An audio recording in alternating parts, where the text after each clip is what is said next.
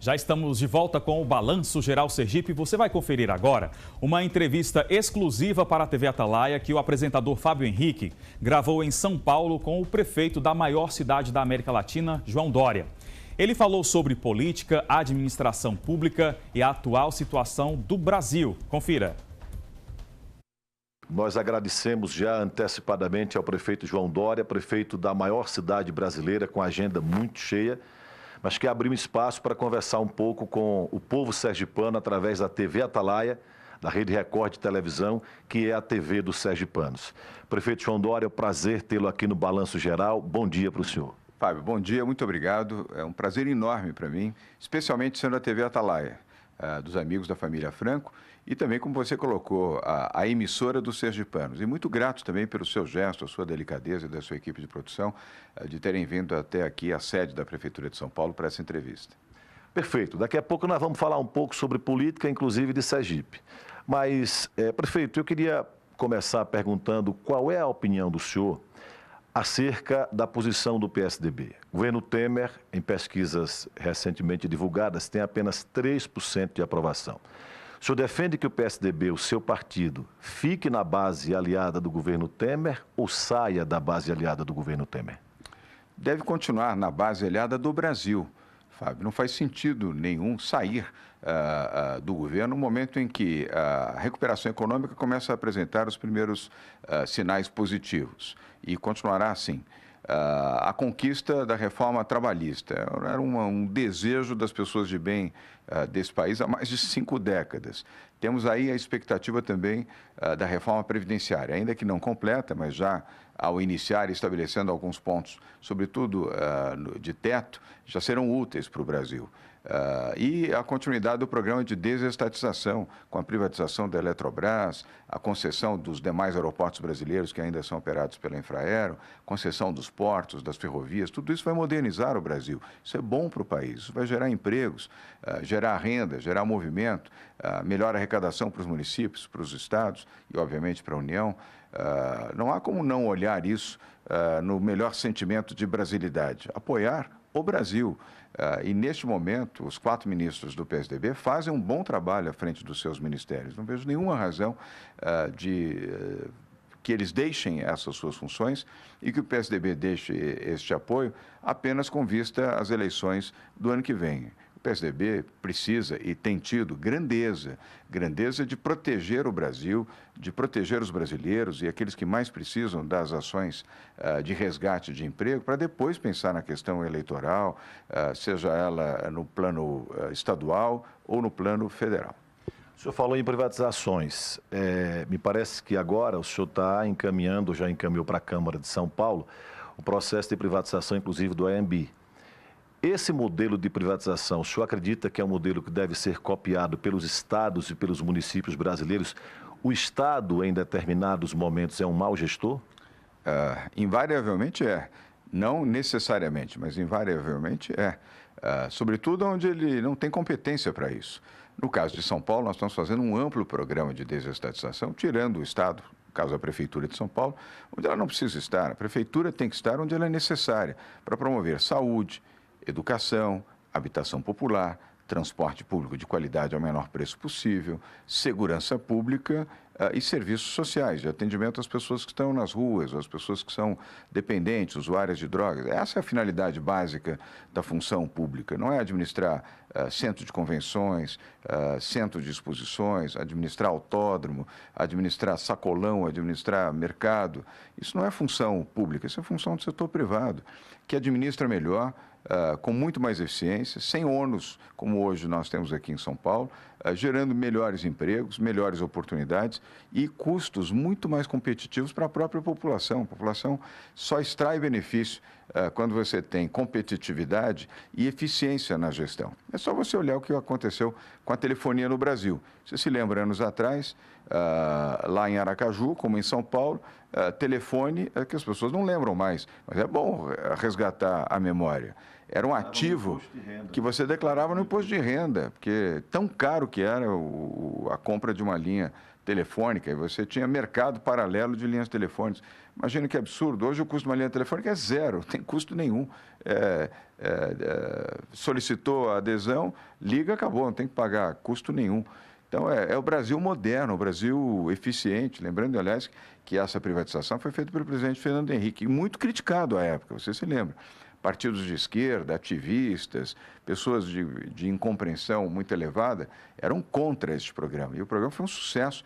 Hoje nós temos várias operadoras de telefonia celular no país, gerando empregos, pagando impostos, gerando competitividade e tarifas muito competitivas para a telefonia, seja fixa e, sobretudo, a celular. Aqui em São Paulo não tivemos nenhuma hesitação em submeter à Câmara Municipal de São Paulo um amplo programa de privatização, desestatização e concessões. Aqui vão para o setor privado, Fábio, todos os parques da cidade, são 107 parques da cidade. O setor privado vai cuidar, ou ONGs, ou organizações que queiram fazer isso.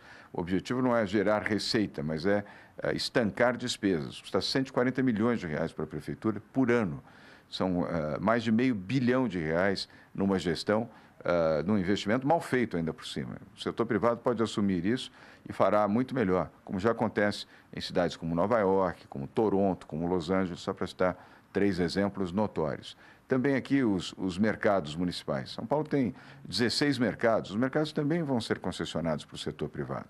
E até estimulando os permissionários para serem consorciados e administrar um negócio que eles conhecem, muito melhor do que a prefeitura, que, além de fazer mal, não dá manutenção adequada nas edificações que abrigam os mercados. Isso também vale para os sacolões, vale para os terminais de ônibus, vale para o Parque Anhembi, vale para o Autódromo de Interlagos.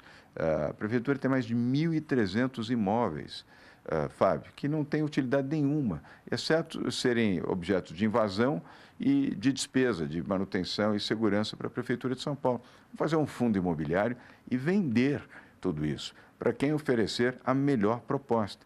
E para onde vão esses recursos? Vão para um fundo, chama-se Fundo Municipal de Desestatização, e este fundo, administrado pela Prefeitura, não vai pagar custeio da máquina pública, não vai pagar salário, nem o custeio à energia elétrica, as despesas que esse prédio aqui, por exemplo, da Prefeitura tem. Não, não. Exclusivamente para investimentos em saúde pública, educação pública, habitação popular, transporte público de melhor qualidade, segurança pública e os serviços sociais para atender a população desfavorecida da cidade. É isso que cabe a uma gestão eficiente de um governo transformador. O senhor falou em serviços sociais. Os partidos de esquerda, eles fazem uma crítica aos governos do PSDB, dizendo que os governos do PSDB não cuidaram do social, não cuidaram do povo, e isso fez, inclusive, com que o governo do PT crescesse muito, sobretudo em áreas mais pobres do país. O seu governo aqui em São Paulo, o senhor está cuidando do social? Estou, mas antes de falar do meu governo, eu queria falar do PSDB. Não, é verdade. O governo Fernando Henrique Cardoso, aliás, foi reeleito e fez 2 gestões com eficiência, e os programas de educação, de saúde, de alimentação foram tão bem sucedidos que o governo do PT deu continuidade a eles. Apenas colocou um outro invólucro, mudou o nome, mas o programa foi todo criado pela gestão do presidente Fernando Henrique Cardoso, pela dona Ruth Cardoso, pelo Paulo Renato de Souza, para citar 2 que já se foram, mas que merecem todo o crédito pelos programas que depois o PT se apossou, como se fosse dele, não teria nenhum problema de dizer e dar continuidade. Aliás, a boa política é o que é bom, deve prosseguir, deve continuar.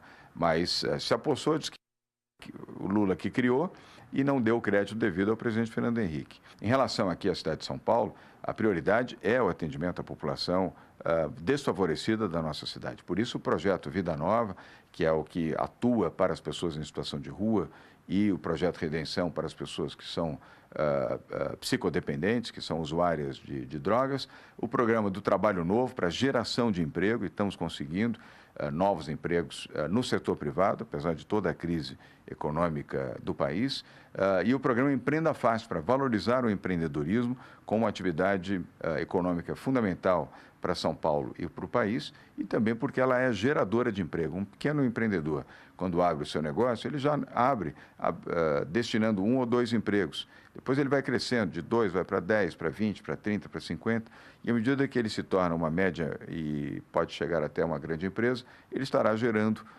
renda e oportunidade durante muitos e muitos anos. E é assim que nós temos feito. E uma visão também de amparar as minorias e olhar as pessoas que imigram para São Paulo, que migram para São Paulo, as mulheres, as crianças, os índios, aqueles que muitas vezes vivem à margem da sociedade ou são discriminados por ela. O maior desafio que o senhor tem enfrentado na Prefeitura de São Paulo é o problema da Cracolândia? É um dos, e nós estamos enfrentando com determinação. Eu, durante a campanha, fui orientado, ou pretenderam me orientar, não trate desse assunto, porque esse é um problemão. Há 22 anos que São Paulo tem, ou tinha, o problema das drogas na região central, especialmente na região central da cidade. Eu disse, não, é exatamente por um problema que não foi resolvido que este fará parte da do nosso programa, da nossa campanha e do nosso campo de ação. E é o que nós estamos fazendo. No dia 21 de maio, lançamos o projeto Redenção, junto com o Governo do Estado e Governo Federal, uma ação fulminante na região central da cidade. Acabamos com aquele shopping center de drogas que você e os telespectadores da Atalaia, infelizmente, se acostumaram a ver durante mais de 2 décadas. Hoje não existe mais esse shopping. Vendia drogas de manhã, de tarde e de noite. Haxixe, maconha, cocaína, êxtase, crack e outras drogas a quem ali passasse. Até com cartão de crédito. A venda era feita com cartão de crédito, maquininha de cartão de crédito. Acabou. Não tem mais, e enquanto eu for prefeito da cidade de São Paulo, não vai haver aquilo. Uma ação integrada da polícia, vigilância permanentemente. Agora, isso não implica que acabamos com o problema, nem da droga, nem dos que consomem drogas. Diminuiu, e vamos continuar agindo para diminuir ainda mais, dando acolhimento aos usuários de droga para que possam ter tratamento clínico e se livrarem da dependência, e aos traficantes e às facções criminosas que dominam o tráfico de entorpecentes, a ação policial aqui em São Paulo tem comando. Então, aqui a polícia funciona. E ela vai, como já aprisionou, 58 traficantes foram presos e estão sendo processados, não foram liberados, estão sendo processados. E um chefe de tráfico foi preso também. E outras apreensões estão sendo feitas. Mais de 200 armas foram apreendidas, mais de 300 quilos de entorpecentes, quase 300 quilos de entorpecentes também apreendidos. Aqui a ação Estado e município é absolutamente integrada para a obediência à lei e à ordem. Bom, eu queria fazer agora uma pergunta ao prefeito João Dória, que eu sei que o Brasil inteiro deve estar fazendo a ele. Se o prefeito João Dória vai ser candidato à presidência da República no ano que vem. Mas essa resposta ele vai dar no segundo tempo da nossa entrevista. Pois é, na segunda parte da entrevista com o João Dória, que será exibida amanhã no Balanço Geral Amanhã com Fábio Henrique, o prefeito de São Paulo falará sobre política e a resposta a esta pergunta.